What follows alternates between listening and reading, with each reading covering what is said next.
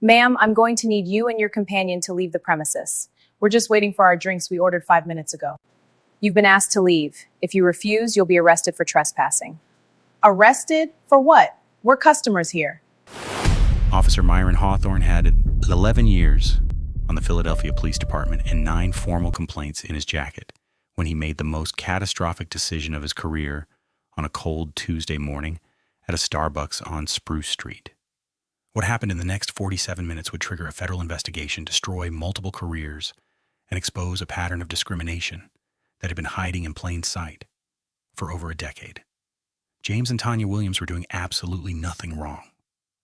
They'd walked into the coffee shop at 9:14 a.m., placed their order for 2 lattes, and sat down at a corner table to wait. No violations, no disturbances, no reason whatsoever for what was about to happen. But the manager made one phone call, and Officer Hawthorne decided these 2 black customers were a problem that needed solving. What Hawthorne didn't know, what he didn't bother to discover, was that James Williams was a decorated Army captain with 2 tours in Afghanistan and a Bronze Star for valor.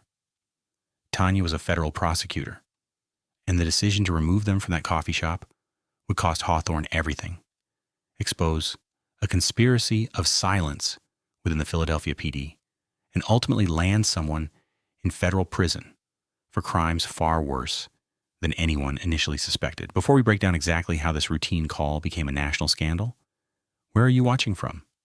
If you've never seen stories like this exposed, hit that subscribe button. What we uncovered in the investigation goes deeper than you can imagine. Myron Hawthorne's personnel file should have raised alarms years earlier. 9 complaints. 7 involved traffic stops. 6 of those 7 involved black drivers or pedestrians. His supervisors noted communication issues and judgment concerns in his annual reviews, but nobody ever connected the pattern. One complaint from 2019 specifically mentioned racially charged language during a stop in West Philadelphia. Internal Affairs cleared him, sent him to a 4-hour bias training session, filed it away. This failure would cost the department to $2.8 million in trigger reforms that would reshape policing across the entire city. It was 9:14 a.m. on April 12th when James and Tanya walked into the Starbucks on Spruce Street. They were early for a real estate appointment, meeting a broker at 10, to view a property they were considering buying. They ordered their drinks. The barista rang them up. Total came to $11.47. James paid with his credit card, got the receipt, and they sat down at a table near the window. The manager, a 28-year-old woman named Ashley Vance, watched them sit down. She waited exactly 4 minutes. Then she approached their table. "Are you waiting to order?" "We already ordered," Tanya said, showing her receipt. "Just waiting for our drinks." Vance walked away. 2 minutes later, she made the call that changed everything. James had dealt with situations like this before. Not often, but enough to recognize the feeling in his gut when the manager walked over a second time, now with her arms crossed. Enough to know that being calm, being polite, being cooperative, that none of those things guaranteed safety. "I'm going to need you to make a purchase or leave," Vance said. Tanya held up the receipt again. "We made a purchase, 2 lattes. We've been here less than 6 minutes. If you're not going to order anything else, I need you to leave." "We're waiting for our order," James said, keeping his voice level. "And we're meeting someone at 10. We'll be gone by then." Vance walked to the phone behind the counter. James saw her dial, saw her talking, glancing back at their table. He knew what was coming. Officer Hawthorne arrived 8 minutes later with his partner, Officer James Delgado, a 23-year-old rookie on his first week out of training. The body camera footage, which the department initially tried to keep sealed, shows exactly what happened next. Hawthorne walked directly to James and Tanya's table without speaking to the manager first. No questions about what the complaint was. No attempt to understand the situation. Hand already resting near his weapon. Posture aggressive, jaw set. "Ma'am, I'm going to need you and your companion to leave the premises." James stood slowly, hands visible. "Officer, we ordered drinks here. We have a receipt. We're customers. You've been asked to leave. If you refuse, you'll be arrested for trespassing." 3 other customers were filming by now. A college student named David Park had his phone out from the moment Hawthorne walked in, Something about the officer's body language made him start recording. A middle-aged white woman named Susan Kendrick stood up from her table. "They didn't do anything," Kendrick said, her voice getting louder. "They've been sitting here for like 5 minutes. I've been here for an hour and nobody asked me to leave." Hawthorne ignored her completely. "Sir, you have 10 seconds to leave this establishment or you will be placed under arrest." James stayed calm, kept his hands visible. Tanya reached for her purse to show their identification. That's when everything got worse.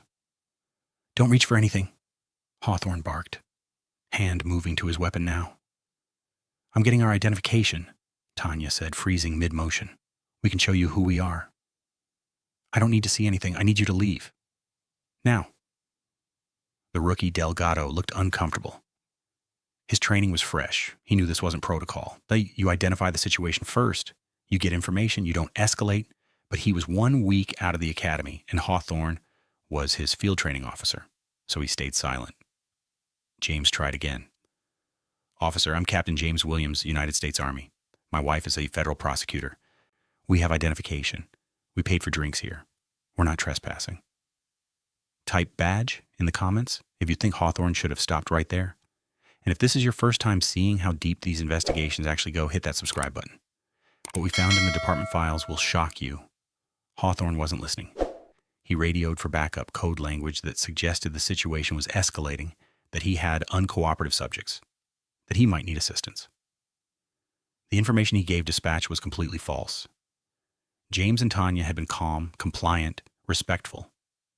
Anyone listening to the body camera footage could hear that clearly, but Hawthorne was painting them as hostile, as refusing lawful orders, as potential threats.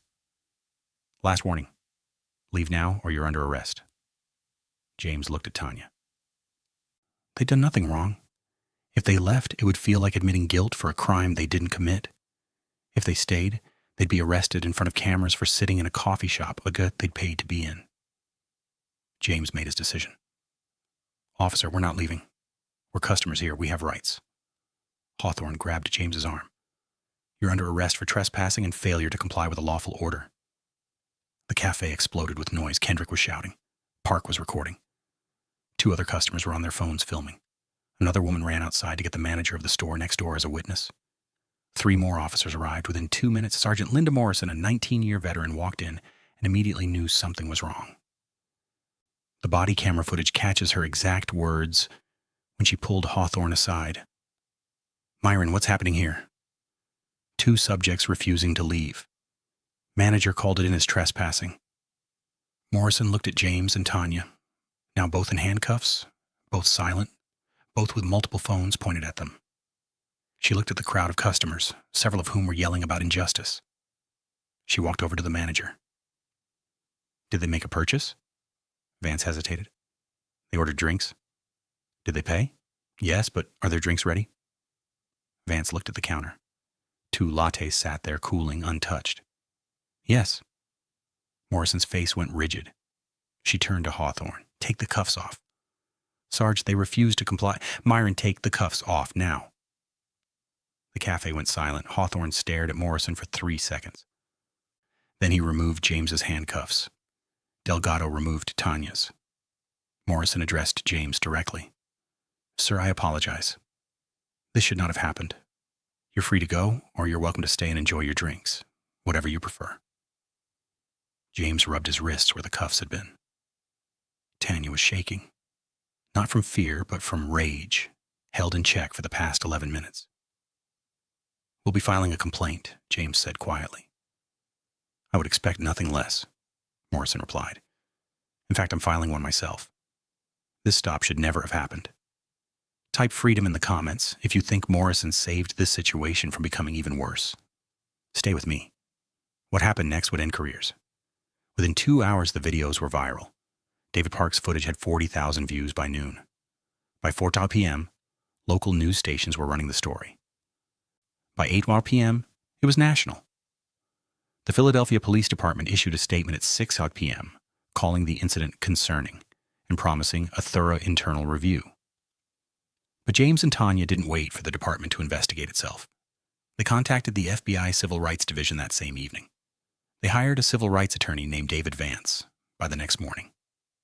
And Vance who specialized in police misconduct cases, immediately knew this was bigger than one bad stop. The pattern of complaints in Hawthorne's file, Vance said during his first press conference, suggests this wasn't an isolated incident.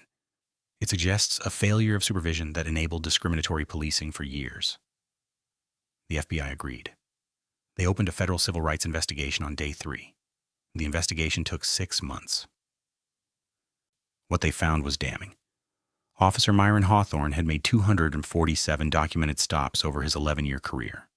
The FBI's analysis showed that 186 of those stops, 75.3%, involved black individuals in a district where black residents made up 34% of the population.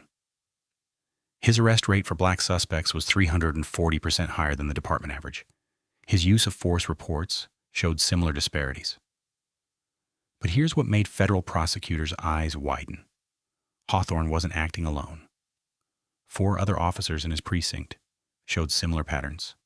Same disparities, same demographics targeted, same complaints swept under the rug by the same supervisors. It wasn't one bad cop. It was a system that enabled discriminatory policing and punished anyone who spoke up about it. Officer James Delgado, the rookie who'd stayed silent during the coffee shop incident, testified to investigators that he'd been explicitly told during training, "Don't question senior officers in the field, ever, even if you think they're wrong." 3 other rookies confirmed identical instructions. The FBI subpoenaed internal affairs files.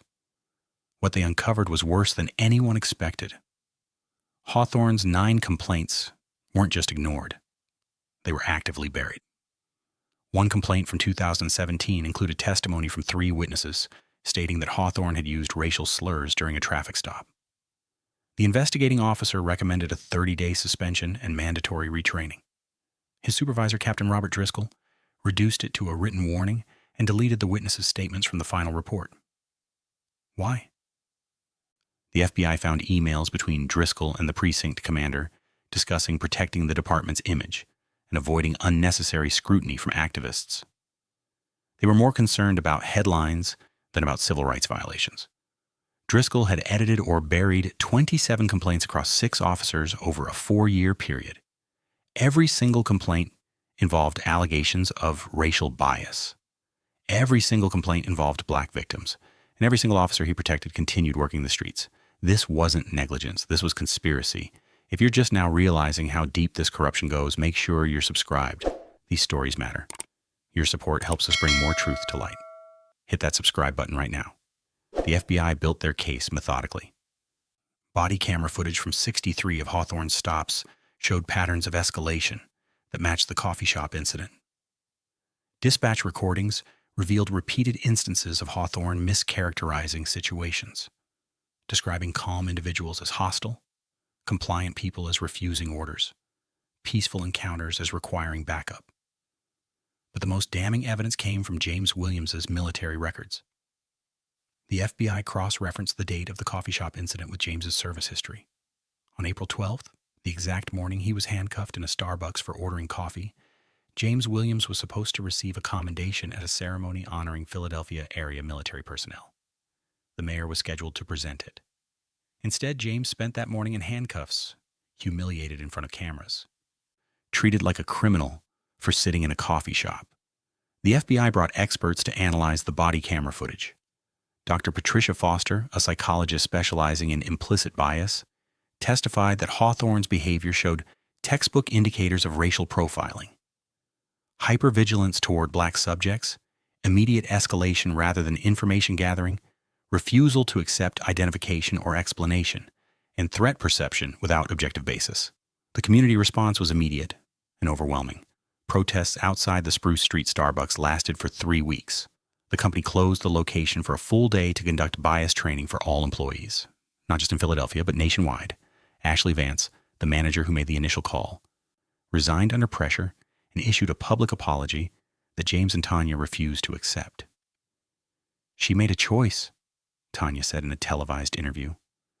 "She saw 2 black people sitting quietly and decided we were a problem. That's not a mistake. That's racism." But the protests weren't just about the coffee shop.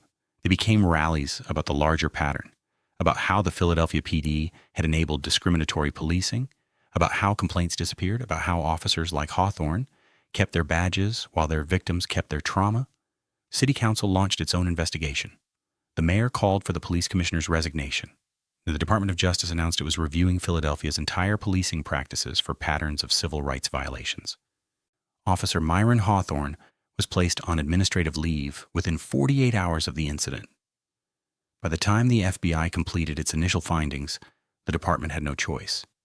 He was fired on a Thursday afternoon, 3 months after the coffee shop stop, in a termination hearing that lasted 8 minutes. Captain Robert Driscoll, the supervisor who'd buried complaints, was fired the same day. So were 2 other supervisors who'd enabled the pattern. 4 additional officers received suspensions ranging from 30 to 90 days without pay. But the criminal charges, those came from the FBI, not the department. Myron Hawthorne was charged with 5 federal counts of deprivation of rights under color of law. Captain Driscoll faced 3 counts of conspiracy and obstruction of justice. If convicted, Hawthorne faced up to 50 years in federal prison. Driscoll faced 20. The rookie, Delgado, received immunity in exchange for testimony.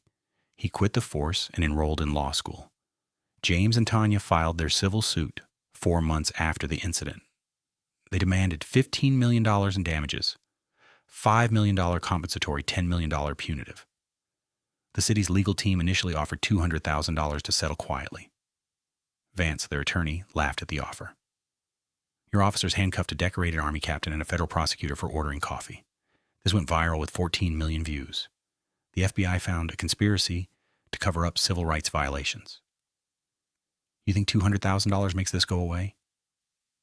The city came back with $800,000. Vance rejected it.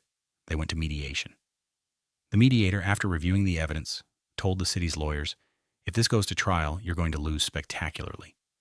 The jury will hate you. The media will eviscerate you. Settle this now. The final settlement, $2.8 million, but James and Tanya didn't just want money. They demanded reforms. The settlement agreement included mandatory provisions. Body camera footage would be automatically flagged for review whenever use of force was documented. Supervisors would face automatic investigation if complaint patterns emerged under their command. An independent civilian review board would oversee internal affairs investigations. If you think these reforms don't go far enough, type change in the comments. And make sure you're subscribed. We're bringing you the verdict and the final twist next. The federal trial began 18 months after the coffee shop incident. Hawthorne's defense team argued that he'd made a good faith error in judgment, that he'd responded to a manager's complaint, that he hadn't known James and Tanya's backgrounds. The prosecution dismantled every argument. They showed the jury body camera footage from Hawthorne's previous stops. They played dispatch recordings where Hawthorne lied about suspects' behavior. They brought in 5 black victims of Hawthorne's previous stops. People who'd been detained, searched, or arrested on pretexts that fell apart under scrutiny. Then they brought James Williams to the stand. Decorated Army captain, Bronze Star recipient. Federal prosecutor wife sitting in the front row. Handcuffed in a coffee shop for drinking coffee while black. The jury deliberated for 4 hours. Guilty on all 5 counts. Captain Driscoll's trial came 3 weeks later. The evidence of conspiracy was even clearer. Emails, edited reports, buried complaints. His jury took 6 hours. Guilty on all 3 counts. The sentencing hearing drew national attention. James and Tanya both gave victim impact statements. James spoke for 8 minutes about what it meant to serve his country for 15 years, to risk his life in combat, to come home and be treated like a criminal for sitting in a coffee shop. I defended the Constitution, James said, his voice breaking once. I defended it overseas against people who wanted to destroy it. I didn't expect to come home and have it violated by the people sworn to uphold it. The judge, a 30-year veteran of the federal bench named Martin Vasquez, didn't hold back. Officer Hawthorne, you didn't just violate these individuals' civil rights. You betrayed your oath, your badge, and your community. You enabled a culture of discrimination. And when given chances to change, you doubled down. Myron Hawthorne, 12 years in federal prison, 3 years supervised release. Captain Robert Driscoll, 8 years in federal prison, 2 years supervised release. Neither would ever work in law enforcement again. Both would lose their pensions. The ripple effects went far beyond 2 convictions. The Department of Justice's review of Philadelphia PD practices resulted in a consent decree, federal oversight of the department's policies for the next 5 years. Body camera policies were rewritten citywide. The Civilian Review Board gained subpoena power. Annual bias training became mandatory for every officer. 7 additional officers from Hawthorne's precinct were quietly forced into early retirement after their complaint patterns were reviewed. 2 more faced federal charges for excessive force. The precinct commander was demoted and transferred. Starbucks implemented nationwide policy changes. Store managers could no longer call police on customers who'd made purchases without escalating through district managers first. The company paid for anti-bias training for every employee at every location. But the most profound impact was on the community itself. James and Tanya used $1.5 million from their settlement to establish the Williams Civil Rights Foundation, an organization providing legal representation and advocacy for victims of police misconduct. They funded 3 full-time civil rights attorneys. They partnered with law schools to train the next generation of civil rights lawyers. "We didn't ask for this fight," Tanya said at the foundation's launch, "but once you're in it, you can finish it broken or you finish it strong. We chose strong." Myron Hawthorne is currently serving his sentence at a federal correctional institution in Pennsylvania. He'll be eligible for release in 2034. His wife divorced him 8 months into his sentence. His son changed his last name. He became unhireable, uninsurable, and unemployable in any field that requires public trust. The man who thought he could abuse his authority with impunity lost everything: his career, his pension, his family, his freedom. Captain Driscoll is serving his sentence at the same facility. He'll be eligible for release in 2030.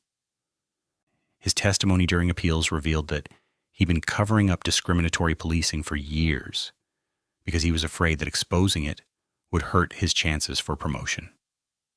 He chose his career over civil rights. He lost both. James E. Williams continued his Army service and was promoted to major.